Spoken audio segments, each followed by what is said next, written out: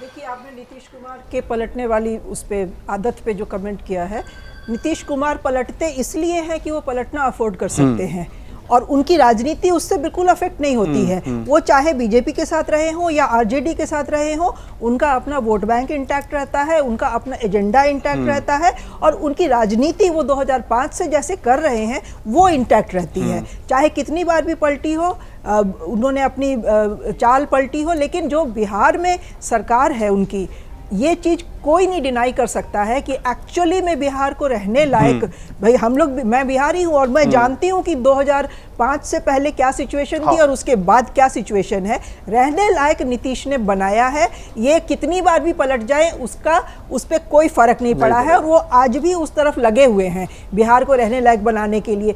एक जमाना था बिहार में सड़कों की इतनी बुरी हालत हुआ करती थी कि गाड़ियाँ चलाते समय आप गड्ढों से बचाने में आपका ज़्यादा समय जाता था।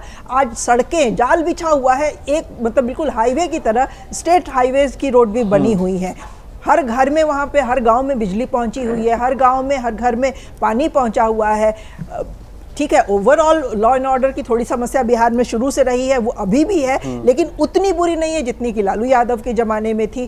तो ये चीज़ें अगर लोग याद रखते हैं और कितनी बार भी पलटे उसमें उनके वोट में कमी नहीं आती है, तो इसका क्रेडिट नीतीश कुमार के कामकाज को जाता है। पिछली बार के विधानसभा चुनाव में आदर्श जी आप याद करिए, इनकी 3rd नंबर पे पार्टी आ गई थी, लेकिन और उस समय सबने इनको राइट ऑफ कर दिया था। जब ये मुख्यमंत्री बने तो इनका बहुत मखौल भी बना था और कहा गया कि लोकसभा में इनका बिल्कुल सुपड़ा साफ हो जाएगा नीतीश का, लेकिन जितनी सीटें बीजेपी जीती उतनी ही वो भी जीत के आए लोकसभा चुनाव में। तो नीतीश का जो भी करिश्मा कह लीजिए, जो कह लीजिए, गवर्नेंस ट्रैक रिकॉर्ड कह लीजिए, जिस वजह से भी उनका वो आज भी बरकरार है और उनके स्वास्थ्य का मजाक नहीं बनाना चाहिए, लेकिन हाँ, लोग जानते हैं कि अब वो हेल्थ से थोड़ा लाचार हो रहे हैं, उनकी मानसिक हालत भी बीच बीच में गड़बड़ हो जाती है, उनको भूलने की बीमारी हो रही है, ये सब अपनी जगह है। लेकिन नीतीश पलटेंगे अगर, तो उसके पलटने से उनको पर्सनली कोई लॉस होता हुआ नहीं दिखाई दे रहा, क्योंकि बिहार में एक जो वोट बैंक की राजनीति है ना, जो जातिगत समीकरण है, वो बहुत स्ट्रांग है और अफिलिएशन जातियों का अपनी पार्टी के साथ अनलाइक अदर स्टेट्स बहुत स्ट्रांग होता है। और हमें ये नहीं भूलना चाहिए कि अभी जो वहाँ कास्ट सेंसस हुआ है, कास्ट सर्वे हुआ है, उसमें 67% ओबीसी ईबीसी मिला के हैं और बाकी जो है 33% ही इनके साथ है, मतलब अपर कास्ट का है। तो बीजेपी ये सच्चाई जानती है कि वो बिल्कुल नीतीश को दरकिनार करके चुनाव नहीं जीत सकती है, अपने बल पे सरकार नहीं बना सकती है, तो उसको नीतीश को अपने साथ रखना जरूरी है। और इस तिगड़म में अगर वो देख रहे हैं कि नीतीश की अपनी पर्सनल हेल्थ खराब हो रही है, निशांत को लाने के लिए कुछ बीजेपी नेता सक्रिय हो गए हैं, तो उसमें मकसद उनका यही है कि इनको अपने साथ गुड बुक में रखो, इनकी पार्टी को अपने साथ रखो और उसके बाद देखा जाएगा कि मुख्यमंत्री कौन बनता है। और यही बात दिलीप जायसवाल ने, जो उनके अध्यक्ष हैं, वहाँ पे कही है। आदर्श जी, इसमें एक चीज़ का उल्लेख करना चाहूँगी, अभी पिछले कुछ समय से एक फडणवीस जी का इंटरव्यू बहुत चर्चा में है, जिसमें वो ये कहते सुनाई दे रहे हैं कि बिहार में जब रिजल्ट आया विधानसभा के बाद, चुनाव के बाद, तो नीतीश जी ने खुद कहा कि हमारी सीटें कम हो गई हैं, आप अपना मुख्यमंत्री बना लीजिए। और हम लोगों ने कहा कि नहीं, हमने आपको मुख्यमंत्री घोषित करके चुनाव लड़ा था, तो आप ही मुख्यमंत्री बने।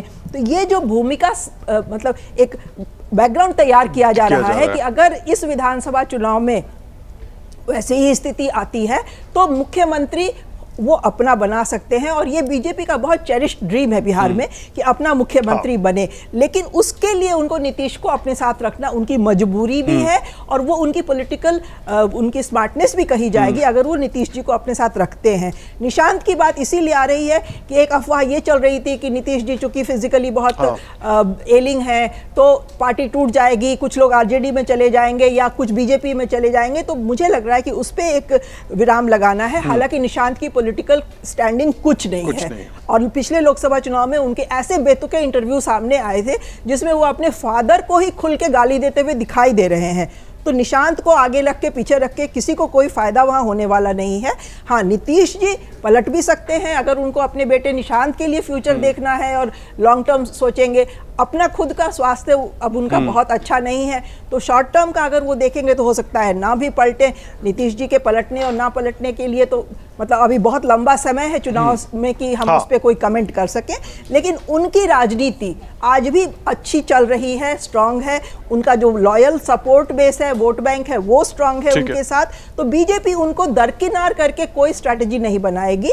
अगर मुख्यमंत्री उनका अपना बनता भी है तो वो इनकी सहमति से ही बनेगा और ये दिखाने की कोशिश होगी कि हम सब साथ में हैं और अब बीजेपी का मुख्यमंत्री है। दूसरा, आरजेडी पे थोड़ा मैं कमेंट कर दूं, कितना भी जंगल राज का ये लोग हवा खड़ा कर लेते हैं, लेकिन ये बात भी सच है कि आरजेडी नंबर 1 पार्टी बन के आई थी 2020 के चुनाव के बाद। तो आरजेडी को भी राइट ऑफ नहीं किया जा सकता है। इसलिए बीजेपी को ये खतरा हमेशा से रहेगा कि अगर नीतीश बाई चांस आरजेडी के साथ चले जाते हैं तो फिर इनका चांस बिल्कुल खत्म हो जाएगा।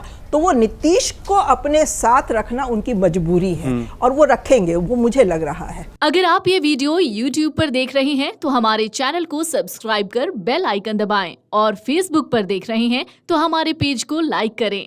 8 मिलियन प्लस सब्सक्राइबर, आपके इस भरोसे के लिए बहुत धन्यवाद।